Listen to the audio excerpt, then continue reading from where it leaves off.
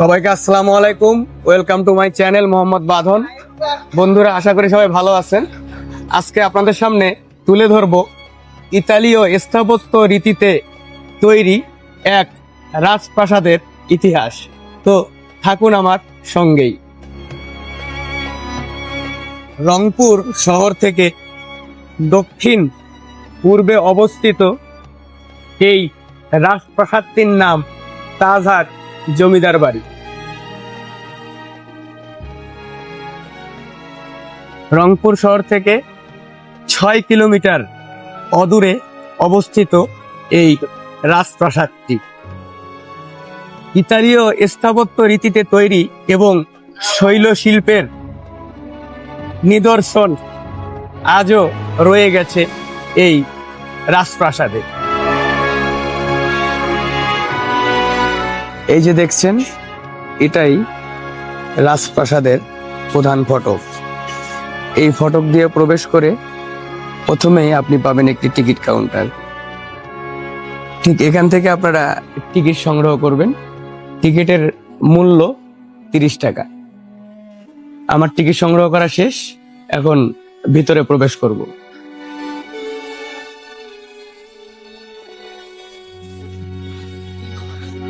Ticket সংগ্রহের পর কিন্তু এই গেট দিয়েই প্রাসাদে প্রবেশ করতে হবে এবং প্রাসাদের দোতলা ভবনটি হলো জাদুঘর, যাকে রংপুর প্রত্নতাত্ত্বিক জাদুঘর বলা হয়ে থাকে।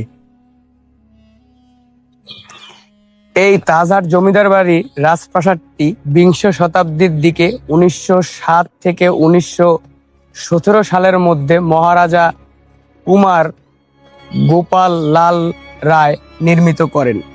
এই রাজপ্রাসাদের প্রধান আকর্ষণ হচ্ছে এর সাদা মার্বেল পাথরের 31টি সিঁড়ি সরাসরি দোতলায় চলে গেছে এবং এটি ইউরোপীয় স্থাপত্য রীতিতে একটি তৈরি নিদর্শন।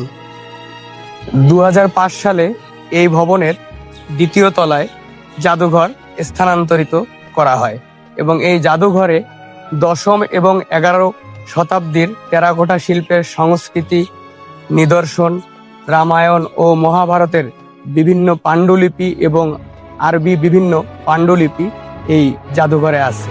এটাই জাদুঘরের প্রবেশ পথ। জাদুঘরের ভিতরের পরিবেশ।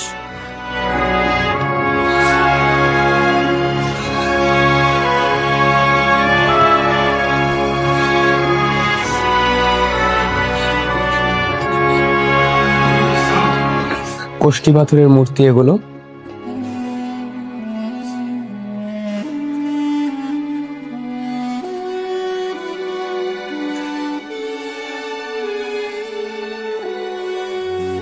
রামায়ণ, মহাভারত এগুলোর পাণ্ডুলিপি।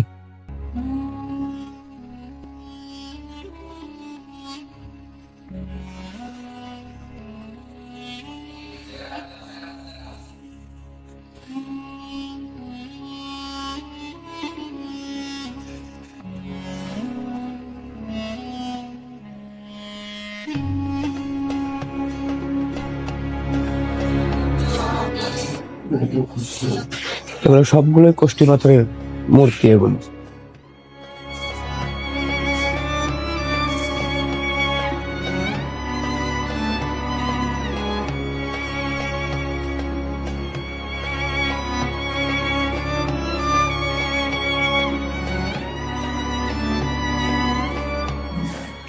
এইখানে আরো দেখতে পারবেন এই যে আরবি শিলালিপি।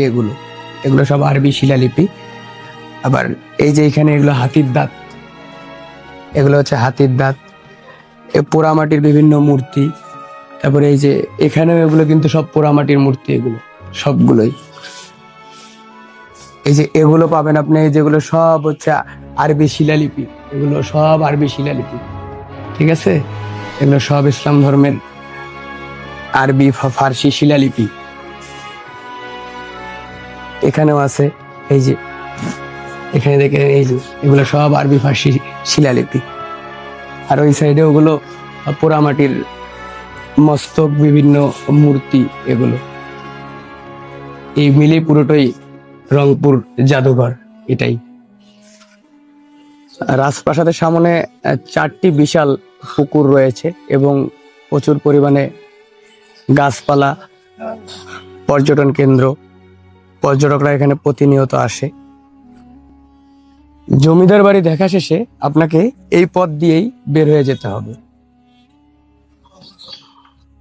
আপনাদেরকে আজকে 109 বছরের পুরনো রাজপ্রাসাদ বা জমিদার বাড়ি যাই বলেন ঘুরে দেখালাম। তো সবাই ভালো থাকবেন, সবাইকে আসসালামু আলাইকুম।